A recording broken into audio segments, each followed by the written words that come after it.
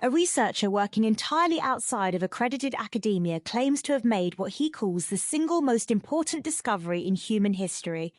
And he says he has a 12-year head start on the entire academic establishment. Today, we're getting into the historical ramifications of a Paleolithic linguistic discovery made by a writer known only as an unknown soldier. By the end of this episode, you'll understand why the entire framework of the Stone Age might need to be thrown out, what iconographic writing from the Paleolithic actually tells us about human intelligence, and why the population estimates we've been taught about our ancient ancestors may be fundamentally, deliberately wrong. I've got someone here who's gone deep into this material, and I want to start with the thing that stopped me cold when I first read it. This researcher says that museums everywhere are showing us pseudo-scientific dogma, not science. So the starting point here is those artists' impressions you see in natural history museums, the ones showing hominids as essentially naked apes, barely intelligent, just learning to chase predators away from a kill with sticks. An unknown soldier's argument is that this isn't art and it isn't science. It's what he calls pseudo-scientific dogma. And his discovery of what he describes as documented proof of civilization in the Upper Paleolithic is the basis for that claim. Right, and before we get into the discovery itself, I think we need to ground people in what the Paleolithic even is, because the naming conventions alone are a mess. They really are. So the word Paleolithic just means Stone Age. It comes from the Greek for old stone. And the reason the age is defined by stone is almost embarrassingly simple. Stone is the only material that survived. Everything else, leather, bone, wood, has long since decayed. So we named an entire era of human history after the one material that happened not to rot. Which is already a bit of a problem, right? You're defining a civilization by its garbage. Exactly, and it gets more tangled. The Paleolithic is then divided into three subperiods: the Paleolithic itself, the Mesolithic, and the Neolithic. And here's the part that an unknown soldier flags as a genuine logical failure. Both the Mesolithic and the Neolithic are reported, including by Wikipedia and ChatGPT, as beginning in 10,000 BC. Two separate ages, same start date. He points this out as a symptom of what he calls irrational and irreconcilable pseudoscience. Wait, two ages beginning on the same date? How has that just sat there? That's precisely his point. It persists because the entire framework is built on what artifacts survived in the strata, not on what actually existed. Stone Age, Bronze Age, Iron Age, all named for the material found in the ground. And he makes this sharp observation that there was never a Steel Age, even though steel, not iron, is what actually made the Industrial Revolution possible. Huh, that's a genuinely good point. Steel is everywhere, and yet somehow it didn't get its own age. So instead of using these terms, an unknown soldier introduces his own, the Great Hunt. He defines it as the period from 2.5 million BC until around 12,500 BC, what pseudoscience calls the Paleolithic. And he argues this name is far more accurate because within that entire vast expanse of time, human culture was fundamentally organized around acquiring animal protein. Every stone tool found in that period is either a weapon of the hunt or a tool for processing animal remains. And to put that time frame in perspective, he does this thing in the source material where he compares it to our own era. Can you walk through that? Yes, and it's genuinely staggering. The common era we live in is roughly 2,000 years old. The Great Hunt lasted for just over 1,235 common eras. So to appreciate the depth of that history, you would have to relive our entire recorded history more than 1,000 times over. And he says, just be grateful we won't have any dates or names to memorize. That's a wild way to frame it. Okay, so now I want to get into what life actually looked like during the Great Hunt, because the picture he paints is so different from the museum version. So the material culture of the Great Hunt was almost entirely composed of animal byproducts: leather, sinew, bone. He calls bone the plastic of the age, and not dismissively. Bone is a genuinely high-performance material. It was used for common objects right up until World War II, and plastic has only recently replaced it. So when we look down on bone tools as primitive, we're actually being historically illiterate. And he uses Native Americans of the Great Plains as a kind of living reference point for what Paleolithic life looked like, right? He does, and it's a really compelling methodological move. His argument is that because photography captured evidence of what organic material culture looked like before polyester, we don't have to guess. The primary prey species, the bison, was identical on both continents. The tools, the shelters, the clothing, leather, and bone based on both sides. Europeans who arrived in the Americas had simply forgotten that their own ancestors lived identically, because Caesar had, as he puts it, beaten all that knowledge out of them. That Caesar line is something. He's not pulling punches. He really isn't. He calls Caesar not the civilizing agent of Europe that academia remembers, but its greatest tyrant. And he draws this direct line between how Caesar dismissed Northern Europeans as barbarians and how Europeans later dismissed Native Americans as savages. The same cycle of urban arrogance toward organic material culture, repeating across millennia. That's a genuinely uncomfortable parallel when you sit with it.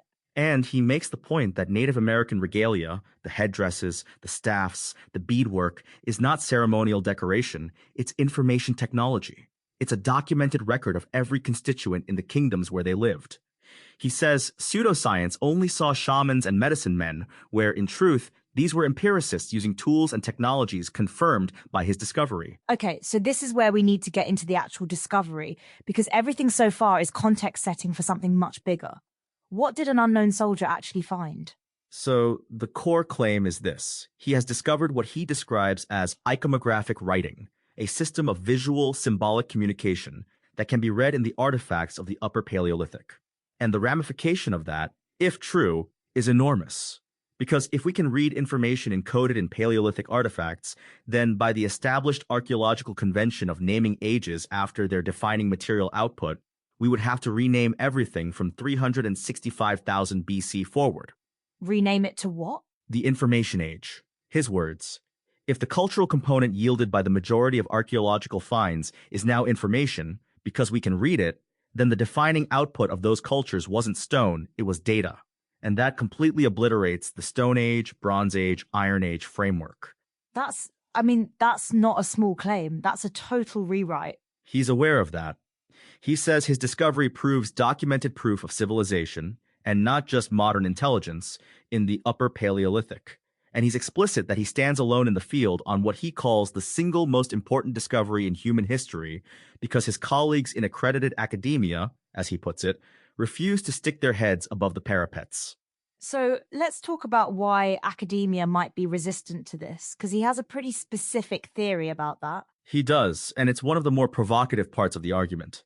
He traces the resistance back to the National Socialist Workers' Party, the Nazis, who became convinced they had evolved into a superior species of hominid and used that belief to justify a war of global extinction. His argument is that accredited academia remains traumatized by that episode, and as a result, archaeologists today are, in his framing, only allowed to discover naked apes in the Archaic. Any suggestion of advanced intelligence in the deep past gets filtered out. That's a heavy historical weight to put on a scientific discipline. It is. And he says, interestingly, that he's actually grateful for it because it means he stands alone in the field with a 12-year head start. He's not trying to get academia to validate him. He's inviting the public to follow him into the Paleolithic and discover what pseudoscience has missed. Okay, I want to get into the population argument now because this is where the statistical critique gets really sharp. Right, so this is a core pillar of his argument. The standard estimate from accredited academia is that the human population during the early Paleolithic never exceeded around 26,000 breeding pairs worldwide. And he says that number exists not because of evidence, but because of statistical necessity. Statistical necessity? What does that mean exactly? So here's the logic. When you analyze a population, you take a sample. For that sample to be statistically significant, to allow you to draw conclusions about the larger group, the sample has to be large enough relative to the population. The physical anthropology department has only a few thousand hominid bone fragments in existence. Not skeletons, fragments. And crucially, almost none of them are contemporaries. They're separated by tens of thousands, hundreds of thousands, sometimes millions of years. So they can't actually make statistical inferences from that sample. Exactly. Unless the population was incredibly small. If the population was tiny, then even a handful of bone fragments could be statistically representative. So the incentive, he argues, is to keep the population estimate low, because if you admit the population was large, your sample size becomes meaningless, and where no inferences can be drawn, no PhDs can be awarded. That's his line. That is a brutal critique of academic incentive structures. And he backs it up with what I think is the most viscerally compelling piece of evidence in the whole argument, the megafauna. Herds of elephant, rhinoceros, bison, and aurochs once numbering in the millions have vanished from Europe and Asia. We know they weren't killed by an asteroid, they were hunted to extinction. So he asks, how large would the human population of Europe and Asia have to have been to eat their way through herds numbering in their millions? And the answer is not 26,000 breeding pairs. Not remotely. He says even if the ratio of people to herd animal was 1-to-1, humans would have had to number in the hundreds of millions to make a dent in those populations. He's not claiming hundreds of millions, he's clear about that, but he's saying whatever the real number was, it was exceeded and then some. And the Native American parallel is instructive again. At first contact, Native Americans numbered in the millions, yet the number of their physical remains found is very few, because their internment practices simply didn't leave a lot of material behind. So the absence of remains doesn't mean absence of people, it means absence of durable burial practices. Precisely. And he argues our Paleolithic ancestors were interring their dead in a similar manner. The invisibility in the archaeological record is a function of organic burial, not small population. Now, I want to come back to the iconographic writing because he gives some really specific examples of how it works in practice. The eagle staff, the headdresses, the three-feather motif. Yes, and this is where the discovery gets very concrete. He describes the Native American eagle staff as a critically important tool of the Great Hunt, not just ceremonial. The crook at the top, with a line stretched between the stave and the tip, forms a horizon line. Many eagle staffs feature a dream catcher, or half of one, designed specifically for astronomical observations. He says the staff he discusses in the source material was more likely used during what he calls imaging expeditions to document the contours of terrain, essentially a surveying instrument. So a piece of regalia that museums would label ceremonial is actually a piece of precision equipment. That's the argument. And the three-feather motif is another example. He says in nearly every case he's documented, 3 feathers represent the 3 solar arcs that define what he calls the annual royal progress. Where you find 3 feathers, you are almost always looking at royal regalia identifying a prince of the realm of air, his term for a head priest. It's a consistent iconographic code across cultures. And he introduces this term soloromancy, divination from the sun, which he connects to practical tools like the astrolabe and the surveyor's compass. Right. He describes soloromancy as an archaic divination technique used to discern truth from the sun, and he says one modern application would be as an astrolabe or surveyor's compass. So what looks like ritual is actually applied astronomy and navigation. The headdress isn't costume, it's a data-carrying device. I keep coming back to this idea that we've been looking at these objects and completely misreading them, like the information was always there. That's exactly his point. And he makes it with a kind of urgency. He says, wise men and women will never disregard people in funny hats.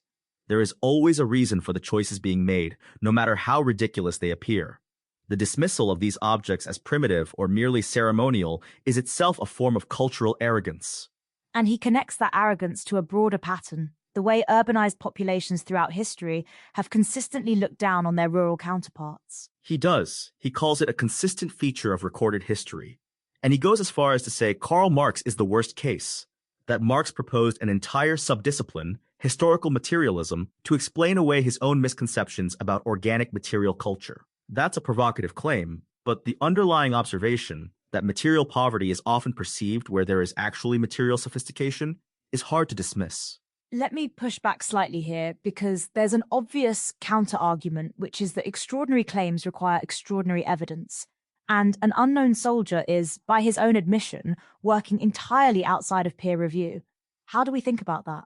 It's a fair challenge, and I think it's one he anticipates. His response, essentially, is that the peer review system itself is compromised, that the boundaries of acceptable scientific inquiry are defined by what he calls criminal psychotics among the intelligentsia, and that the trauma of the Nazi era has made the system structurally incapable of entertaining certain conclusions about ancient human intelligence. Whether you accept that framing or not, the logical critiques he makes about sample sizes, about the naming conventions, about the megafauna extinction math, those stand independently of his institutional position. Right. The statistical argument about population estimates doesn't require you to accept the whole framework. It's just math. Exactly. And the same is true of the observation that the Stone Age is named for what survived, not for what existed. That's not a fringe claim. That's a straightforward epistemological point about the limits of the archaeological record. The more radical claims, the iconographic writing, the specific readings of headdresses and staffs, those require more scrutiny. But the foundation he's building on is more solid than it might first appear. And there's something interesting about the fact that he's inviting the public into this rather than waiting for academic validation. He's very explicit about that. He says he has a 12-year head start on the pack, and there's no sense in alerting academia to this discovery. He wants to explore it with the public first. There's a kind of open-source archaeology happening at anunknownsoldier.com. He's publishing video essays, sidebars, defenses of major religions, critiques of pseudoscience. It's a whole ecosystem of inquiry built outside the institution. Which is either the most important intellectual project happening right now or a very elaborate rabbit hole. Possibly both. Possibly both. And I think that tension is actually what makes it worth taking seriously. The questions he's asking about how we know what we know about the deep past, about who gets to define intelligence and civilization, about what we've systematically misread in the archaeological record, those are legitimate questions, regardless of where the answers land. Let's also talk about the headdress argument in a bit more depth, because I think it's one of the more accessible entry points into the iconographic writing claim. So he's been documenting headdresses across cultures and ages, and his argument is that they function as iconographic similes, visual symbols that carry encoded meaning. The bison headdress worn by a Native American hunter, for example, isn't just ceremonial. In the context of the Great Hunt, it's a tool of animal psychology, a way of approaching prey by mimicking the herd. But it also carries iconographic information about the wearer's role and status. So the same object is doing multiple jobs simultaneously, practical, symbolic, and informational. That's the argument. And he says this is true of all regalia in all ages prior to intensive agriculture. The objects aren't decorative, they're functional in multiple registers at once.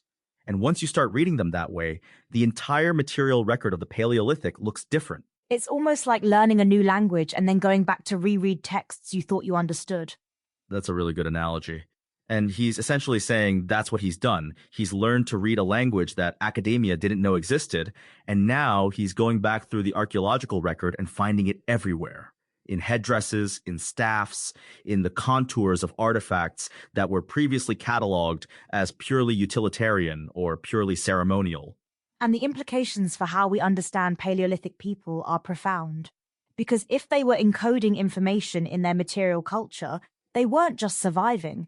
They were communicating, recording, transmitting knowledge across generations. Which is civilization, by any reasonable definition. And that's the core of his claim, that civilization and modern intelligence existed in the Upper Paleolithic, and that the evidence has been sitting in museums and archaeological collections all along, just waiting for someone who could read it. There's also this interesting thread about the psychology of the hunt, the idea that leading a hunt in the Paleolithic required mastering animal psychology.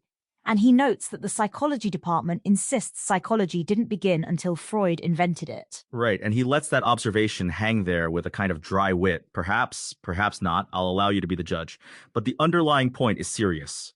Anyone who could go toe-to-toe with a leopard, as he puts it, would have needed a sophisticated understanding of animal behavior. That's applied psychology. The idea that psychological knowledge began with Freud in the 19th century is, when you frame it that way, a little absurd. It's the same pattern, isn't it? The assumption that because something wasn't written down in a form we recognize, it didn't exist. Exactly. And that's the epistemological trap he's trying to spring open. The absence of evidence in the surviving record is not evidence of absence in the actual past. The leather rotted. The bone mostly rotted. The knowledge encoded in regalia was dismissed as superstition, but the knowledge was there. Okay, so when you step back from all of this, the naming conventions, the population statistics, the iconographic writing, the material culture, what does it actually add up to? Here's what this really comes down to. An unknown soldier is making a layered argument. The first layer is epistemological. We've been defining ancient human history by what survived, not by what existed, and that's a fundamental methodological error. The second layer is statistical. The population estimates that underpin our understanding of Paleolithic humanity are artificially low, driven by the need to make tiny sample sizes appear significant. And the third layer is the discovery itself, that iconographic writing existed in the Upper Paleolithic, that it can be read, and that it proves civilization and modern intelligence far earlier than the accepted timeline. And each layer reinforces the others. If the population was much larger than estimated, there were more people generating more culture. If that culture was encoded in organic materials that decayed, we've lost most of the record. And if the surviving artifacts contain readable information we haven't been able to decode until now, then the picture we have of the Paleolithic is not just incomplete, it's inverted. Inverted is a strong word, but I think it's the right one. The standard picture is of barely intelligent hominids slowly, painfully developing towards civilization over millions of years. His picture is of fully intelligent, culturally sophisticated human beings living the great hunt, a way of life so efficient and so rich that it sustained itself for the equivalent of 1,235 of our recorded histories. And the Native American parallel is the key that unlocks it, because we have photographic evidence of what that life actually looked like, and it wasn't primitive. Right. Authentic buckskin leathers cost at least £1,000 for the basics. The craftsmanship is extraordinary. The knowledge embedded in the regalia is sophisticated. The astronomy, the navigation, the animal psychology, all of it was there. We just weren't looking for it in the right way. And what an unknown soldier is offering is a new way of looking. A new literacy, essentially. That's exactly how he frames it. He says, just leave the image of the naked ape behind. Follow me into the Paleolithic and discover what pseudoscience has missed. It's an invitation, not a lecture. And the fact that he's doing it outside the institution, with a 12-year head start, and inviting the public to explore alongside him, there's something genuinely exciting about that, whatever you make of the specific claims. It also raises a question about what we owe to the people of the Paleolithic. If they were fully intelligent, culturally sophisticated, encoding information in their material culture, then the naked ape depiction isn't just scientifically wrong. It's a kind of historical injustice. He would agree with that completely. And I think that's part of what drives the urgency in his writing. This isn't just an academic dispute about nomenclature. It's about whether we recognize our ancestors as fully human, and the answer to that question shapes how we understand ourselves. So here's what I keep coming back to.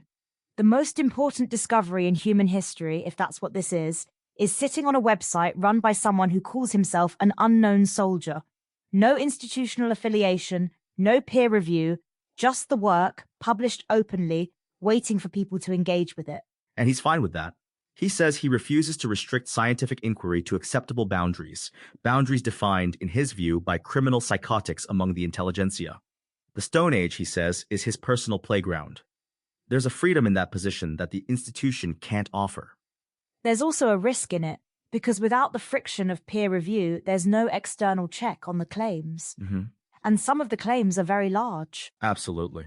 And I think the honest position is to hold both things at once. The epistemological and statistical critiques are robust and worth taking seriously on their own terms. The iconographic writing claim is extraordinary and requires extraordinary evidence. The invitation to look at Paleolithic artifacts differently, to ask what information they might contain, rather than assuming they're purely utilitarian, that's a genuinely productive methodological shift, regardless of where the specific readings land. So the takeaway isn't necessarily that everything an unknown soldier claims is correct.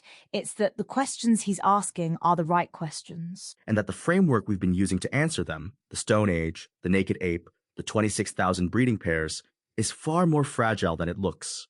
The confidence with which these things are presented in museums and textbooks is not matched by the quality of the evidence underlying them. So when you step back from everything we've covered today, here's what I think this really comes down to. We've been handed a picture of the deep human past that was assembled from what happened not to decay, filtered through institutional incentives that reward small population estimates, and presented with a confidence that the evidence simply doesn't support. An unknown soldier's discovery, whatever its ultimate status, forces us to ask whether the picture is a portrait or a silhouette. And the answer, based on the arguments he makes, is almost certainly a silhouette. The Great Hunt lasted for over 1 million years. The people who lived it were fully intelligent, culturally sophisticated, encoding information in their material culture in ways we're only beginning to read.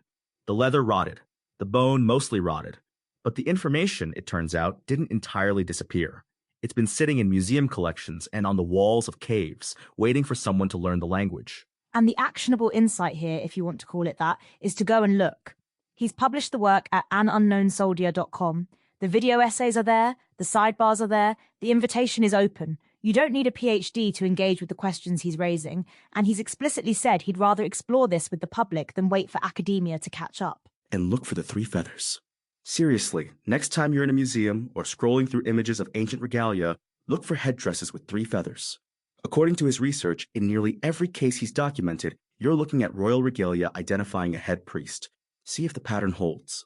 That's the kind of citizen inquiry he's inviting. We started this episode with the image of a researcher standing alone in a field, claiming a 12-year head start on the most important discovery in human history.